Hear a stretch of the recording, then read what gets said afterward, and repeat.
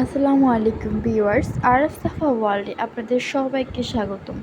আজকে আমি আপনাদেরকে দেখাবো এই গরমে আপনাদের বাচ্চাদের জন্য খুবই কমফোর্ট একটা ড্রেস ডিজাইন। তো এটা দেখুন, একটা ফতোয়া বানিয়েছি, সাথে বানিয়েছি একটা স্টাইলিশ প্যান্ট। এটা আমার মেয়ের জন্য বানিয়েছি। এই সেম কাপড়টা দিয়ে কিন্তু আমি আমার ছেলের জন্য বানিয়েছি একটা ফতোয়া। এটাও খুব স্টাইলিশ, বিশেষ করে গলাটা দেখুন। এরকম স্টাইলিশ ড্রেস কিন্তু আসলে কোনো ব্যাপার না বাসায় তৈরি করাটা। তো আজকে আমি আপনাদেরকে দেখাবো এরকম একটা স্টাইলিশ প্যান্ট আর এই মেয়ের জন্য ফতুয়াটা কীভাবে তৈরি করলাম, সেই ভিডিওটাই আজকে আমি আপনাদের সাথে শেয়ার করব।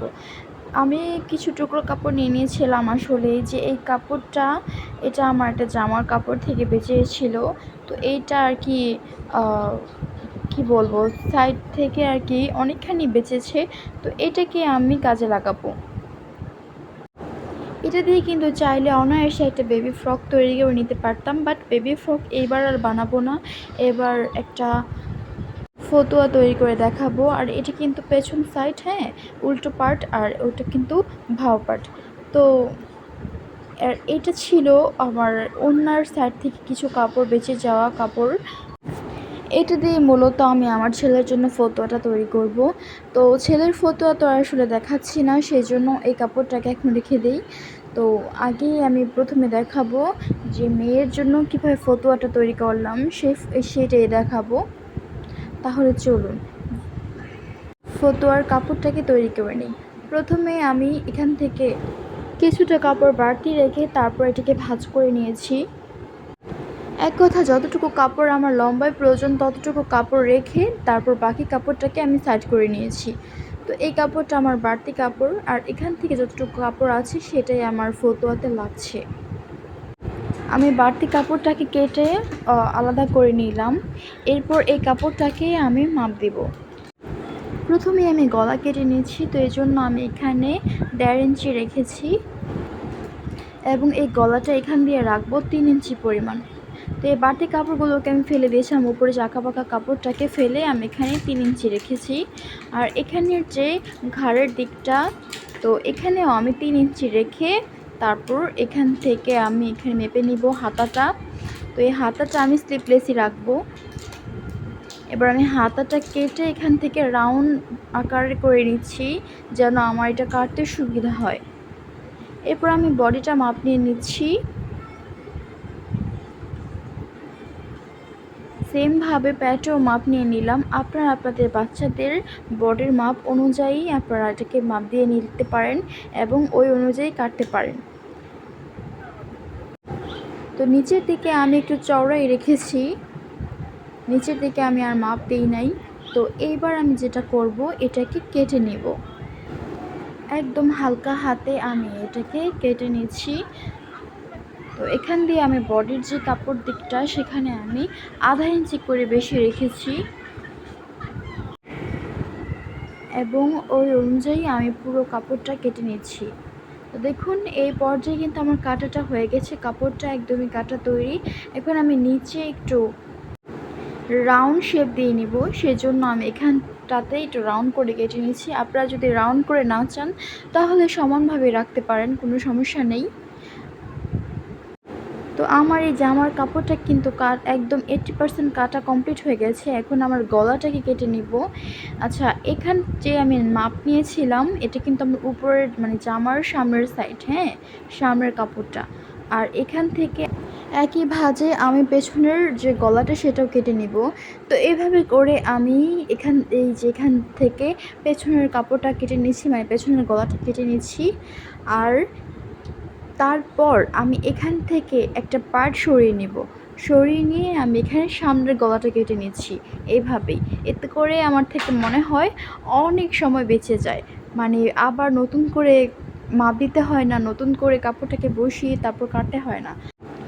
এবার আমার জামাটা কাটা শেষে আমি প্যান্টের যে কাপড়টা সেটা নিয়ে নিলাম। তো এই কাপড়টা আসলে অনেক আঁকাবাঁকা ছিল, পর্যাপ্ত কাপড় ছিল না প্যান্টের জন্য। তো এটার মধ্যে আমার অনেক পরিমাণে জোড়া দিতে হয়েছে। তো কাপড়টাকে আমি অনেকভাবে নেওয়ার চেষ্টা করেছি, যাই হোক ফাইনালি আমি এটাকে জোড়া দিয়ে তারপর চলে এলাম। এখন আমি এটাকে প্যান্টের যে কাটটা সেটা দিয়ে নেব। আমি প্রথমেই যে কাপড়টা সেটাকে সুন্দর করে ভাঁজ করে নিয়েছি, তারপর এর মধ্যে আমি দাগ কেটে নিয়েছি। আমি উপরে 1/2 ইঞ্চি রেখেছি এলাস্টিকের জন্য, আর এখান থেকে আমি এলাস্টিকের কাপড় সহ নিচের থেকে আমি এখানে 8 ইঞ্চি রেখে দাগ কেটে নিয়েছি। তারপর এখান থেকে আমি 1/2 ইঞ্চি বেশি রেখেছি যেন সেলাইয়ে বাদ যেতে পারে এই 1/2 ইঞ্চি। আর এখান থেকে আমি আমার মেয়ের পায়ের মাপটা দিয়ে দিয়েছি এবং দাগ টেনে দিয়েছি কোমর পর্যন্ত। এই পর্যন্ত কাপড় থাকবে আর বাকি কাপড়টাকে আমি কেটে ফেলে দিব। তো আপনারা আপনাদের বাচ্চাদের যে কোনো একটা ফিট হওয়া প্যান্টের মাপ এভাবে নিয়ে নিতে পারেন। আমি আমার বাচ্চার পারফেক্ট যে মাপটা সেটা নিয়ে নিয়েছি। এবার আমি এখানে যে বাড়তি কাপড়গুলো সেগুলোকে কেটে বাদ দিয়ে দিব এবং এখান থেকে যে দাগ মিলিয়েছিলাম সেই অনুযায়ী আমি কাপড়টা কেটে নিচ্ছি। এই প্যান্টটা আমার মেয়ের একদম হাঁটুর উপরে হবে, ওই অনুযায়ী আমি এখানে লম্বা রেখেছি। ওকে, তো এই পর্যায়ে আমার প্যান্টটা কিন্তু কাটা হয়ে গেছে। এখন আমি চলে যাব সেলাই করতে।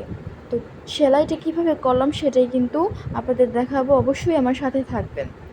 ভিডিওর শুরুতে আমি বলেছিলাম আমি একটা স্টাইলিশ প্যান্ট তৈরি করব, তো সেই জন্য আমি এখানটা একটু কেটে নিচ্ছি। বেশ কয়েক ইঞ্চি পরিমাণ আমি এখানটা একটু কেটে নিব, দুইটা পায়ের সাইড। এই সাইডটা যখন পাইপিং দিব তখন খুব গর্জিয়াস লুক আসবে। তো যাই হোক আপনাদের দেখাবো কিভাবে সেলাই করলাম, তাহলে চলুন সেলাইটা করে নিই। এখানে আমি প্রথমে কাপড়টার যে কোমরের অংশটা সেটাকে আমি সেলাই করে দিব, অ্যাটাচ করে নিব। তো এভাবে ধরে আমি একটা সেলাই দিয়ে নিচ্ছি।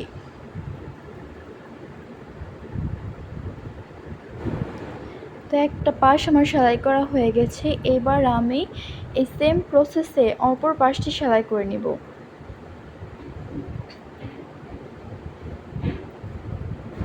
আমি এই কোমরটাতে এলাস্টিক ব্যবহার করব এই প্যান্টের মধ্যে, তো সেজন্য আমি এখানে 1/2 ইঞ্চি কাপড় ফোল্ড করে তারপর এটার মধ্যে আমি মুড়ি ভেঙে নিচ্ছি। আমি এই কাপড়টা এভাবে করে সেলাই করে নিচ্ছি যেন এটাতে আমি এলাস্টিক ব্যবহার করতে পারি। তো এভাবে করে পুরো প্যান্টটায় আমি সেলাই করে নেব। এবার এর পায়ের যে সাইডটা সেটাকে আমি সেলাই করব। প্যান্টের যে মেইন একদম পায়জামা কিংবা প্যান্টের এটাকে বলে মেইন সেলাই। তো এই সেলাইটাকে আমি দিয়ে নিব। এটা সেলাই করা মানেই পায়জামা কিংবা প্যান্ট একদম পুরোপুরি তৈরি, এরকম আর কি বোঝায়। তো যাই হোক, দেখুন আমার প্যান্টটা কিন্তু তৈরি হয়ে গেছে। আমার এবার পায়ের মধ্যে পাইপিং দেওয়া বাকি, আর ওই যে ডিজাইনটা যেটা কেটে নিলাম ডিজাইনের জন্য সেটা করা বাকি।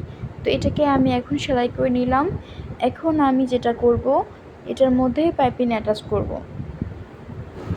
তো তার আগে আমার একদম পায়ের যে সাইডটা সেটাকে আমি কোনো পাইপিং যেহেতু অ্যাটাচ করছি না, সেটাকে আমি আগে সেলাই করে নিচ্ছি। এইভাবে ধরে তারপর খুব সুন্দরভাবে আমি এটাকে সেলাই করে নিব। তো এইটার দেখানোর কিছু নাই, আমি এখন যেটা করব এভাবে করে দুইটা পায়ের যে প্যান্টের যে পায়েটা সেগুলোকে আমি সেলাই করে নিয়ে এবং আমি এটাকে পাইপিং দিব।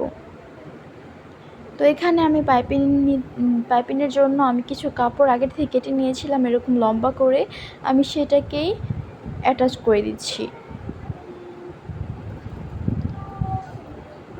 অনেক কিছুই আছে, বলে বোঝানো যায় না। তো এটা যদি আপনারা মন দিয়ে দেখেন তাহলে বুঝে যাবেন আমি কিভাবে করছি। আসলে পুরো প্যান্টের যে পুরো কাজটা সেটাই আমি একদম নর্মাল ওয়েতে কমপ্লিট করেছি, বাট এই যে পায়ের যে পাইপিংটা লাগাচ্ছি এটা একটু ডিজাইনটার কারণে ভিন্ন। তো এটা আপনারা আসলে দেখেই বুঝে যাবেন কিভাবে করছি। আমি প্রথমেই পাইপিংটাকে অ্যাটাচ করে নিয়েছি, এরপর এর বাড়তি কাপড়গুলোকে আমি খুব সুন্দরভাবে মুড়িয়ে তারপর এভাবে করে সেলাই করে দিচ্ছি। আমি পাইপিংটা খুব বেশি মোটা রাখছি না, এটাকে খুব বেশি চিকনও বলে না, তো এটাকে আমি মিডিয়াম সাইজে রেখে সেলাই করে নিচ্ছি। এক কালারের কাপড় মধ্যে কিন্তু পাইপিং দিলে, অন্য কালার কাপড় দিয়ে পাইপিং দিলে তাহলে কিন্তু ড্রেসটা ফুটে ওঠে। তো এই যে দেখুন আমার এই ঘরের কাপড়ের সাথে এই পাইপিংটা দেওয়ায় কি সুন্দর ফুটে উঠেছে। তো যাই হোক, আমি এভাবে করে পুরো পাইপিংটাকে ঘুরিয়ে সেলাই করে নিচ্ছি। তো এভাবেই বোঝা যাচ্ছে আসলে প্যান্টটা কত সুন্দর হয়েছে। তো আমি এই সেম প্রসেসেই অন্য পাশটাকে সেলাই করে নিব। যে পাশটা বাকি ছিল, তো এই পাশটাকে সেলাই করে আপনাদেরকে এর ফাইনাল লুকটা দেখিয়ে দিচ্ছি। আমি আর এর যে ফতুয়াটা সেটা একদমই সিম্পল ওয়েতে সেলাই করেছি, তাই আর দেখালাম না। এই প্যান্টটার ফিনিশিংটা কিন্তু খুব সুন্দর এসেছে। এটার মধ্যে এলাস্টিক অ্যাটাচ করলে এটা কিন্তু পরার জন্য একদমই রেডি। তো এভাবে করে এই গরমে আপনারা আপনাদের বাচ্চাদের জন্য ড্রেস তৈরি করে নিতে পারেন। তো আজকের মতো এ পর্যন্তই। আল্লাহ হাফেজ।